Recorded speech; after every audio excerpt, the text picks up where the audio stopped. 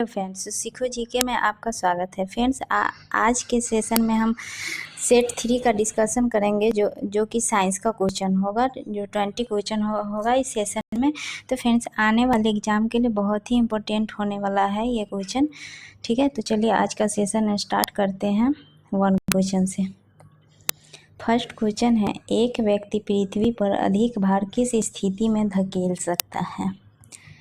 Option है खड़े होने की स्थिति, जमीन पर लेट जाने की स्थिति, बैठने की स्थिति, उपयुक्त में से एक से अधिक, उपयुक्त में से कोई नहीं। तो फ्रेंड्स, इसका राइट आंसर हो जाएगा ए, खड़े होने की स्थिति में। ठीक है, एक व्यक्ति जो पृथ्वी पर अधिक भार खड़े होने की स्थिति में धकेल सकता है। ठीक है, नेक्स्ट क्वेश्चन है, मिट्टी के तेल के बर्तन में बर्फ का एक टुकड़ा डाला जाता है। ठीक है, बर्फ के पिघलने पर मिट्टी के तेल की सतह मतलब कैसा होगा? गिरेगी, वैसी ही बनी रहेगी, उठेगी, उपयुक्त में से एक से अधिक, उपयुक्त में से कोई नहीं। तो फ्रेंड्स, 2 का राइट आंसर हो जाएगा ए। ठीक है, जो मिट्टी के बर्तन में जो बर्फ़ का टुकड़ा डाला जाता है वह बर्फ़ के पिघलने पर मिट्टी के तेल की सतह क्या होगा? गिरेगा। ठीक है, और मिट्टी तेल का जो घनत्व होता है लगभग 800 kg प्रति MQ होता है। ठीक है, और बर्फ़ का जो घनत्व होता है वह लगभग 917 kg प्रति MQ होता है। ठीक है, नेक्स्ट क्वेश्चन है, भू स्थिर उपग्रह घूमता है। ठीक है, मतलब ऑप्शन है उस ऊंचाई पर जो द्रव्यमान पर निर्भर हो, स्थिर ऊंचाई पर, ध्रुव के ऊपर किसी भी ऊंचाई पर, उपयुक्त में से एक से अधिक, उपयुक्त में से कोई नहीं। तो फ्रेंड्स, 3 का राइट आंसर हो जाएगा बी, स्थिर ऊंचाई पर। ठीक है, जो भू स्थिर उपग्रह होता है वो स्थिर ऊंचाई पर घूमता है। ठीक है, और भू स्थिर उपग्रह की ऊंचाई जो होता है पृथ्वी के तल से लगभग 35,800 किलोमीटर होता है। ठीक है, कितना होता है ऊंचाई? 35,800 किलोमीटर पृथ्वी से भू स्थिर उपग्रह की ऊंचाई होता है। ठीक है, नेक्स्ट क्वेश्चन है, स्वतंत्र रूप से पृथ्वी की ओर गिरते हुए निकाय की कुल ऊर्जा स्थिर रहती है, बढ़ती है, घटती है, उपयुक्त में से एक से अधिक, उपयुक्त में से कोई नहीं। तो फ्रेंड्स, 4 का राइट आंसर हो जाएगा ए। ठीक है, ऑप्शन ए राइट आंसर हो जाएगा। देखिए, स्वतंत्र रूप से पृथ्वी की ओर गिरते हुए निकाय की कुल ऊर्जा स्थिर रहती है। ठीक है, नेक्स्ट क्वेश्चन है, ऊर्ध्वाधर फायरिंग के लिए सेट किए गए एक रॉकेट का वजन 50 किलोग्राम है और इसमें 450 किलोग्राम ईंधन है। ठीक है, इसका अधिकतम निकास वेग 5 किलोमीटर प्रति सेकेंड हो सकता है। लॉन्चिंग पैड से इसे थोड़ा ऊपर उठाने के लिए इसकी ईंधन खपत की न्यूनतम दर क्या होनी चाहिए? तो फ्रेंड्स, 5 का राइट आंसर हो जाएगा ए। ठीक है, 0.98 किग्रा प्रति सेकेंड होगा। ठीक है, तो इसका राइट आंसर हो जाएगा ए। नेक्स्ट क्वेश्चन है, केंद्रीय बल विभव VR -K/RN में वृत्तीय कक्षाओं पर विचार कीजिए, जहाँ K इंटीग्रेटेड 0 और 0 इंटीग्रेटेड N2 है। यदि त्रिज्या R की एक वृत्ताकार कक्षा की समयावधि T1 है और त्रिज्या 2R की एक वृत्ताकार कक्षा की समयावधि T2/T1 T2 है, तब है।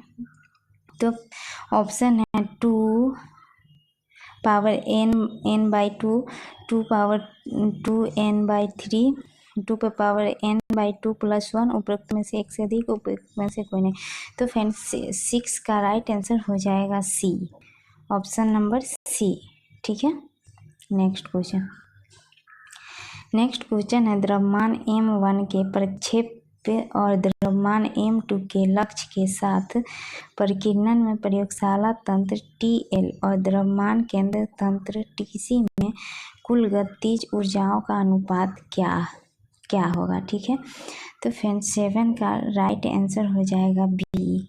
ठीक है, M1 + M2 × M2। ठीक है, option number B right answer हो जाएगा। नेक्स्ट नेक्स्ट क्वेश्चन है, एक निश्चित समय के लिए किसी तरल पदार्थ के प्रवाह वेग के विश्लेषण में एक अंतरिक्ष वक्र खींचा जाता है ताकि यह वेग सदिश के लिए हर जगह स्पर्श रेखा हो। इस वक्र को आमतौर पर किस रूप में जाना जाता है?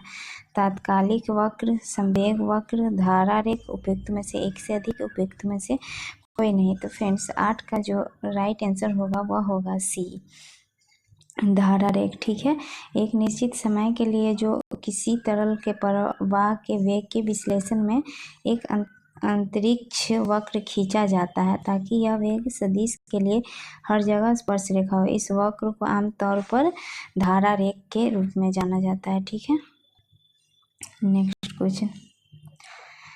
क्वेश्चन है, विंडो या घरेलू क्लीनर या परफ्यूम स्प्रेयर के रूप में इस्तेमाल की जाने वाली स्प्रे बोतलें निम्नलिखित में से किस पर काम करती है? ऑप्शन है केसिका क्रिया, बर्नौली का सिद्धांत, पास्कल का नियम, उपयुक्त में से एक से अधिक, उपयुक्त में से कोई नहीं।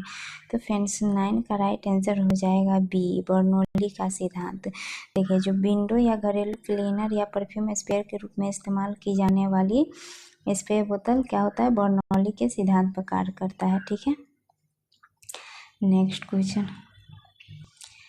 क्वेश्चन है, एक प्रयोग में राशियाँ ABC मापी जाती है तथा प्राचल y = a × b² C4 की गणना की जाती है। यदि a, b और c के मापन में अधिकतम प्रतिशत त्रुटियां क्रमशः 1%, 2% तथा 3% है, तब y में अधिकतम प्रतिशत त्रुटि होगी 13%, 17%, 14%, उपयुक्त में से एक से अधिक, उपयुक्त में से कोई नहीं। तो फ्रेंड्स 10 का राइट आंसर हो जाएगा बी, 17%। ठीक है, इसका सॉल्यूशन देखेंगे। ठीक है, इसका सॉल्यूशन क्या है? देखिए, पहले दिया गया समीकरण क्या है? y = ab² C4 है। ठीक है, देखिए इसमें समीकरण है y = ab/C4।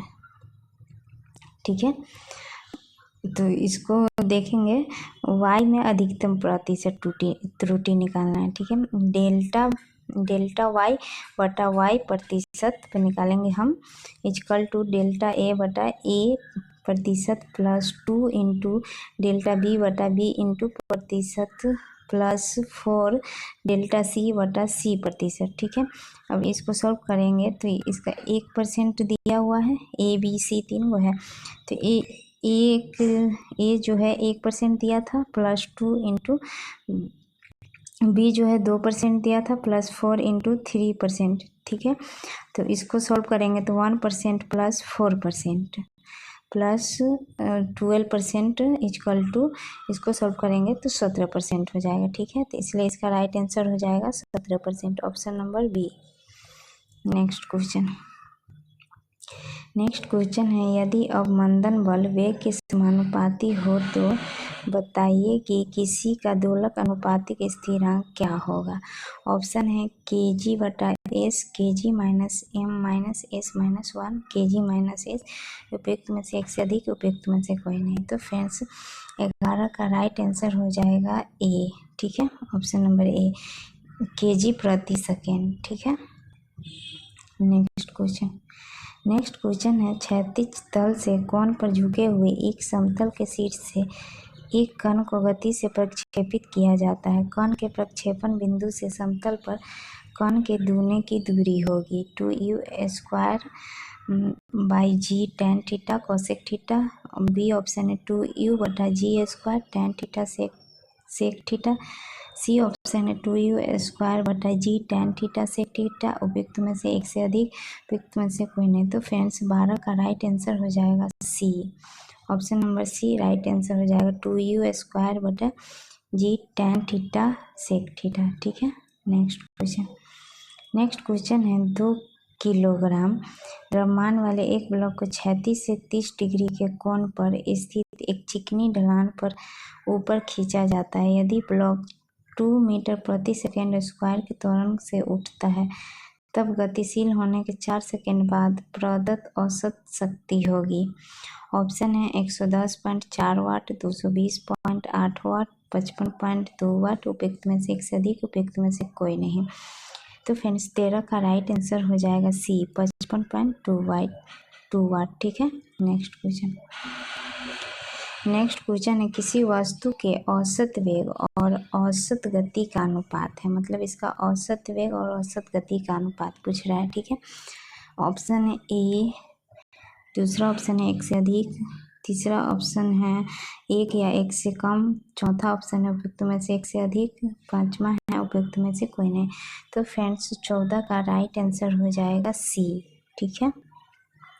किसी वस्तु के औसत वेग और औसत गति का अनुपात 1 या 1 से कम होता है। ठीक है। नेक्स्ट क्वेश्चन है दो समान द्रव्यमान वाली वस्तुओं के आमने सामने के प्रत्यास्थ टक्कर में ऑप्शन है वेग व्यतिहारित होते हैं, संवेग व्यतिहारित होते हैं, तेज गति वाली वस्तु धीमी होती है और धीमी गति वाली वस्तु तेज होती है। डी ऑप्शन है उपयुक्त में से 1 से अधिक, ई ऑप्शन है उपयुक्त में से कोई नहीं। तो फ्रेंड्स इसका राइट आंसर हो जाएगा डी, उपयुक्त में से 1 से अधिक। ठीक है। देखिए, दो समान द्रव्यमान वाले वस्तु के आमने सामने के प्रत्यास्थ जो टक्कर में होता है वह वेग व्यतिहारित भी होते हैं और संवेग व्यतिहारित भी होते हैं, और तेज गति वाली वस्तु धीमी होती है और धीमी गति वाली वस्तु तेज होती है, ये तीनों होती है। ठीक है। नेक्स्ट क्वेश्चन है निम्नलिखित में से किस ऊर्जा परिवर्तन में घर्षण बल शामिल है? गतिज ऊर्जा का ऊष्मीय ऊर्जा में, स्थितिज ऊर्जा का ध्वनि ऊर्जा में, रासायनिक ऊर्जा का ऊष्मीय ऊर्जा में, उपयुक्त में से 1 से अधिक, उपयुक्त में से कोई नहीं। तो फ्रेंड्स 16 का राइट आंसर हो जाएगा ए, गतिज ऊर्जा का ऊष्मीय ऊर्जा। ठीक है। Option number A right answer हो जाएगा। ठीक है। गतिज ऊर्जा का ऊष्मीय ऊर्जा परिवर्तन में घर्षण बल शामिल होता है। ठीक है। और घर्षण बल जो होता है फ्रेंड्स वह असंरक्षी बल है। क्या है? घर्षण बल जो होता है वह असंरक्षी बल है, ठीक है। और यह बल जो होता है पथ तथा एक पथ में गतिज ऊर्जा परिवर्तन पर निर्भर करता है। ठीक है। और घर्षण बल हमेशा वस्तु के क्षेत्रफल से स्वतंत्र रहता है और वस्तु के सतह के प्रकृति पर निर्भर करता है। ठीक है। नेक्स्ट क्वेश्चन है एच ऊंचाई से स्वतंत्र रूप से गिरती हुई एक वस्तु उसके मार्ग में एच ऊंचाई पर स्थित एक झुके तल से टकराती है। इसके प्रभाव से वस्तु के वेग की दिशा क्षैतिज हो जाती है। जमीन पर वस्तु के पहुंचने अधिकतम समय हेतु स्मॉल एच बटा कैपिटल एच का अनुपात होना चाहिए। ऑप्शन ए है 2:1, ऑप्शन बी है 1:2, ऑप्शन सी है 1:2, उपयुक्त में से 1 से अधिक, उपयुक्त में से कोई नहीं। तो फ्रेंड्स 17 का राइट आंसर हो जाएगा बी, 1:2 होगा। ठीक है। नेक्स्ट क्वेश्चन है जब आप किसी रबर बैंड को स्ट्रेच करते हैं तो बताइए कि स्थानांतरित ऊर्जा किस रूप में स्टोर होती है? स्थितिज ऊर्जा, मांसपेशीय ऊर्जा, यांत्रिक ऊर्जा, उपयुक्त में से 1 से अधिक, उपयुक्त में से कोई नहीं। तो फ्रेंड्स 18 का राइट आंसर हो जाएगा ए, स्थितिज ऊर्जा। ठीक है।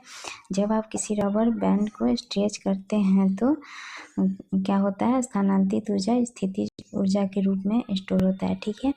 और किसी भी वस्तु की फुल स्थितिज ऊर्जा जो होता है, फुल स्थितिज ऊर्जा इक्वल टू होता है mgh। ठीक है। यानी किसी वस्तु की फुल स्थितिज ऊर्जा को शॉर्टकट बोल सकते हैं पीई, तो पीई इक्वल टू mgh होता है। ठीक है। और फ्रेंड्स जो वस्तु के रूप आकार स्वरूप के कारण वस्तु में संचित ऊर्जा को स्थितिज ऊर्जा कहा जाता है। ठीक है। नेक्स्ट क्वेश्चन है 100 मीटर ऊंची एक बिल्डिंग के शीर्ष से एक 0.03 किलोग्राम द्रव्यमान वाले एक लकड़ी के टुकड़े को गिराया जाता है। उसी समय जमीन से 0.2 किलोग्राम द्रव्यमान वाली गोली को 100 मीटर प्रति सेकेंड वेग से ऊर्ध्वाधर ऊपर की ओर दागा जाता है।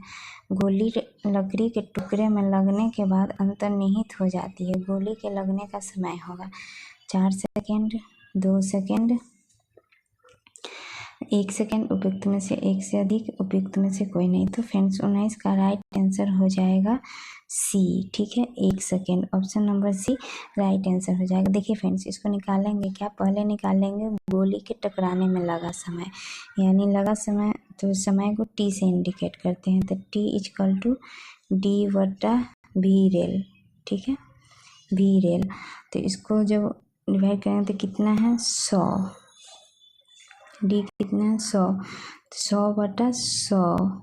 ठीक है, तो इसको जब काट देंगे तो बच जाएगा 1, तो 1 सेकेंड राइट आंसर हो जाएगा। ठीक है, नेक्स्ट क्वेश्चन है, एक मशीन गन 700 मीटर प्रति सेकेंड के वेग से 60 गोली प्रति मिनट की दर से फायर करती है। यदि प्रत्येक गोली का द्रव्यमान 50 ग्राम हो तो बताइए कि मशीन गन से कितनी शक्ति विकसित होगी। 250 वाट, 12,250 वाट, 2,250 वाट, उपयुक्त में से एक से अधिक, उपयुक्त में से कोई नहीं। तो फ्रेंड्स 20 का जो राइट आंसर होगा वह होगा बी। ठीक है, 12,250 वाट। ठीक है, अब इसका सॉल्यूशन देखते हैं। देखिए इसका सॉल्यूशन, पहले v बराबर 700 मीटर प्रति सेकेंड दिया था और m बराबर 50 ग्राम दिया था, तो इक्वल टू 50 इंटू 10⁻³ kg हो जाएगा। अब इसको n/t इक्वल टू गोलियां बाई मिनट निकालेंगे, तो गोलियां 60 था और 60 मिनट। ठीक है, इक्वल टू 1 गोली बटा सेकेंड होगा। अब शक्ति निकालेंगे, शक्ति इक्वल टू n इंटू गतिज ऊर्जा बटा समय। अब इसको सॉल्व करेंगे, n इंटू 1/2 mv² बटा t equal to n/t into 1/2 mv²। ठीक है, अब इसको सॉल्व करेंगे तो होगा n क्या है, n 1 होगा इंटू 1/2 इंटू 50 इंटू 10⁻³ इंटू 700² ठीक है, अब इसको सॉल्व करेंगे तो 1/2 इंटू 50 इंटू 10⁻³ इंटू 49। अब इसको 700 को फर्स्ट इंटू लास्ट पे तोड़ेंगे तो 49 इंटू 10⁻4 होगा। ठीक है, उसके बाद अब सॉल्व करेंगे तो 25 into 49 into 10 equal to 250 into 49। अब इसको सॉल्व करेंगे तो 12,250 वाट होगा। ठीक है, इसलिए इसका राइट आंसर हो जाएगा बी, 12,250। ठीक है, तो फ्रेंड्स आज का सेशन यहीं समाप्त होता है। अगर आज का सेशन अच्छा लगा हो तो वीडियो को लाइक, कमेंट, शेयर जरूर कर दीजिएगा और चैनल को सब्सक्राइब कर दीजिएगा। Thank you.